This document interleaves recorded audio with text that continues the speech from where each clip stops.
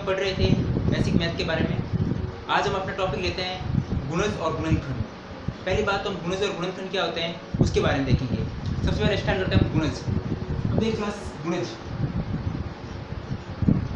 गुणज क्या होता है? किसी संख्या को गुणा करना, मतलब कि कोई संख्या किसी संख्या के पहाड़े में कितनी बार आ रही है वो उससे क्या हो जाएगा, गुणज हो जाएगा।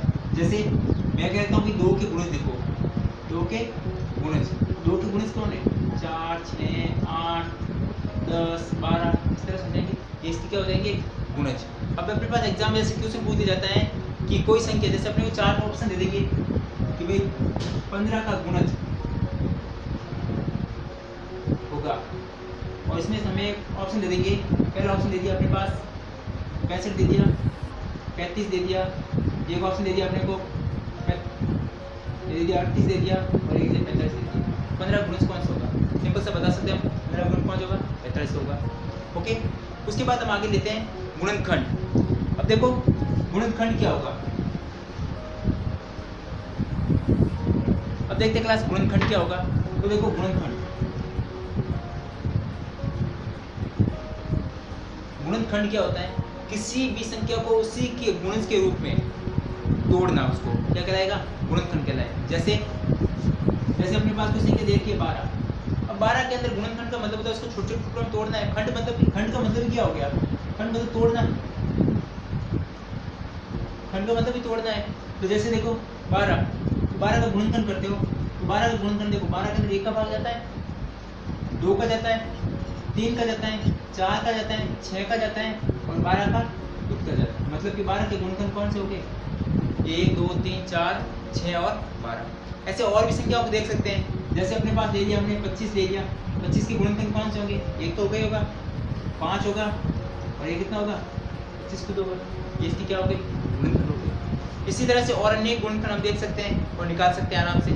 ओके, अब उसी टॉपिक को हम आगे थोड़ा कंटिन्यू करते हैं। आगे हम ले रहे हैं कि अपने पास है भाज्यता के नियम।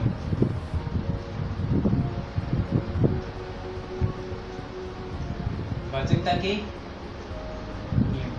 अब भाज्यता के नियम क्या होते हैं? जैसे मैं कोई आपके सामने संख्या लिख देता हूँ, जैसे मैंने लिखी यहाँ पे, ये संख्या लिख के छोड़ दी मैंने, और इसमें मैं पूछता हूँ कि 2 का भाग जाता है नहीं जाता है, पूछ दूँ 5 का भाग जाता है नहीं जाता है, 3 का भाग जाता है नहीं जाता है, 7 का भाग जाता है नहीं जाता है, या फिर 13 का भाग जाता है नहीं जाता है। किसी संख्या का भाग पूछूं जाता है नहीं जाता है, वो पता लगाने के लिए क्या करेंगे? भाज्यता के नियम के बारे में पता होना चाहिए अपने को। अब देखो भाज्यता के नियम, शुरुआत करते हैं भाज्यता के नियम के बारे में। तो सबसे पहले देखो 2 की भाज्यता का नियम। 2 का नियम क्या होगा? सिंपल सा देख लो, इक्का अंक यानी कि अंतिम अंक, जो इसका अंतिम अंक जो होगा वो क्या होना चाहिए? 0, 2, 4, 6, 8। जिन संख्याओं का इकाई का अंक जो अंतिम अंक 0, 2, 4, 6, 8 होगा वो सब क्या होंगे? 2 से विभाजित होंगे, उसके अंदर 2 का भाग जाएगा। जैसे अपने पास दे दिया 60 दे दिया, 60 के पीछे 0 आ रहा है, मतलब इसके अंदर 2 का भाग जाएगा। जैसे दे दिया अपने को 72 में 2 का भाग जाता है, क्योंकि क्यों जाएगा? क्योंकि पीछे 2 आ रहा है। जैसे आगे संख्या आ गई अपने पास कि 78 आ गया, पीछे 8 आ रहा है, मतलब 2 का भाग जाएगा इसके अंदर भी। जैसे अपने पास 512 आ गया, 556 आ गया, पीछे 6 आ रहा है ना, मतलब इसके अंदर भी 2 का भाग जाएगा। इस तरह से देखो ये 2 का भाज्यता का नियम हो जाएगा। आगे देखते हैं 3 की भाज्यता का नियम। अब 3 की भाज्यता का नियम क्या होगा? देखो 3 की भाज्यता का नियम होगा अंकों का योग, अंकों का योग, जो भी अंक दे रखे हैं उनका योग। जब अंकों का योग करते हो तो 3 का गुणज प्राप्त होगा। गुणज अभी हम देख चुके हैं कि गुणज क्या होगा, जैसे 3, 6, 9, 12। इस तरह से अगर कोई जोड़ने पर अगर 3, 6, 9, 12 इस तरह से कोई संख्या प्राप्त होती है अपने को, तो क्या हो जाएगा? वो 3 से विभाज्य होगा। जैसे यदि अपने को 252, अब इसके अंदर 3 का भाग जाता है नहीं जाता है, तो क्या करोगे? इनके अंकों को जोड़ो। क्या क्या दे रखा? 2, 5, 2 जोड़ दो, कितना हो गया? 2, 2, 4, 4 और 5 9 आ रहा है, इसका मतलब 3 से विभाजित होगा। जैसे 8, 7, 5 ले लिया मैंने, ठीक है। अब इसके अंदर देखो क्या हो जाएगा? 8 + 7 + 5 जोड़ो, कितना हो जाएगा? 15, 15 और 5 कितना हो गए?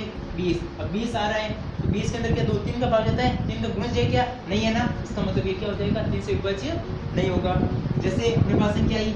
7, 6, 2 आ गई, अब इसका देखते हैं, देखो 7 + 6 + 2 कितना हो गया अपने पास 15 आ रहा है, मतलब 3 से विभाज्य होगा, ये 3 से विभाज्य है।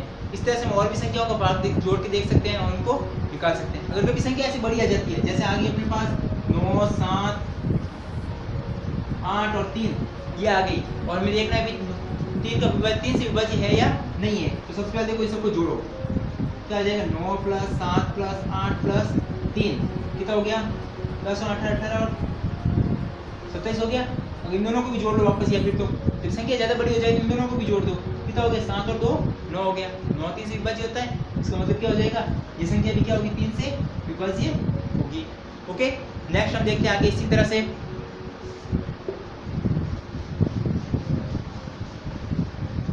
अगर आगे देखें तो देखो 5 की भाज्यता का नियम, 5 की भाज्यता का नियम क्या होगा, देखो जिनमें इकाई अंक क्या होगा अपने पास 0 और 5 होगा, वो क्या हो जाएंगे, जिनके अंदर इकाई अंक 0 और 5 होगा वो 5 से विभाज्य होगा। जैसे 555 देर का पीछे 5 आ रहा है, 5 से विभाज्य, चाहे भाग देकर देख लो। भाज्यता का नियम यही कहता है कि उसके अंदर संख्या के अंदर भाग क्या जाएगा, पूरा जाएगा, वही उसका क्या है भाज्यता का नियम है, वही भाजक संख्या उसकी। जैसे 540 दे दिया, पीछे 0 आ रहा है, मतलब 5 का भाग क्या हो जाएगा, पूरा जाएगा। ठीक है, ये हो जाएगा अपने पास। उसी बात लेते हैं हम, इसके बाद 9 का ले लेते हैं। 9 का नियम क्या होगा,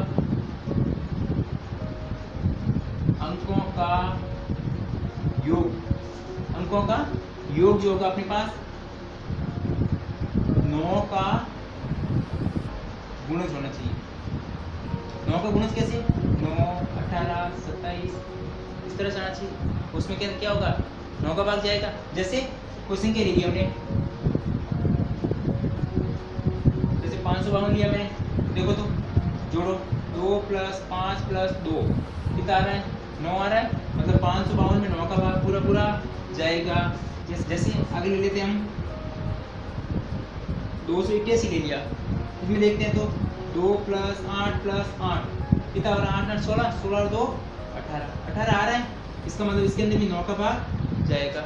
ठीक है, नेक्स्ट करते देखो भाज्यता नियम, आशा करता हूँ आपको समझ में आ रहा होगा। नेक्स्ट देखिए अगर 11 की भाज्यता का नियम, तो 11 की भाज्यता का नियम क्या होगा, सम स्थानों की संख्या का योग और उसमें से माइनस कर दो आप विषम स्थानों की संख्या का योग। ओके, अगर ये दोनों करने के बाद में सम स्थानों की संख्या का योग किया और विषम स्थानों की संख्या का योग किया और उन दोनों को सेपरेट मतलब घटा दिया, तो पीछे अगर आपके पास आंसर में 0 11 22 इस तरह संख्या आती है तो क्या होगी 11 से विभाज्य होगी, 11 से विभाज्य होगी। आगे देखें कैसे, ये देखना है। अब इसमें देखते हैं सब स्थान कौन से, भाई एक को छोड़ के एक लेना है। जैसे इसको ले लिया, इसको ले लिया, दोनों को जोड़ो कितना आ रहा है 9, इन दोनों को लिया कितना आ रहा है 9, दोनों को घटाया कितना बचा 0, इसका मतलब क्या लिखते हैं, जैसे देखो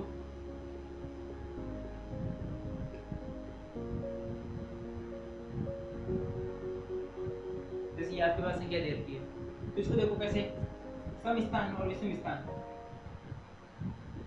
ये संख्या छोटी हो गई ना अपने को, कितना हो गया 8 और 3 11 हो गए, 11 और 6 17। अब देखो इसको जोड़ो 0 और 1 1 और 5 6 हो गई, घटाओ दोनों कितना बच रहा है 11 आ रहा है, तो इसके अंदर 11 से बचे होगा। इसी तरह देखो जुड़े रहे हमारे साथ में, और भी नए वीडियो आएंगे और उसके अंदर आगे हम नेक्स्ट और भी कुछ इंटरेस्टिंग चीजें लेके आएंगे जो आपके मैथ में सॉल्यूशन के लिए आपकी हेल्प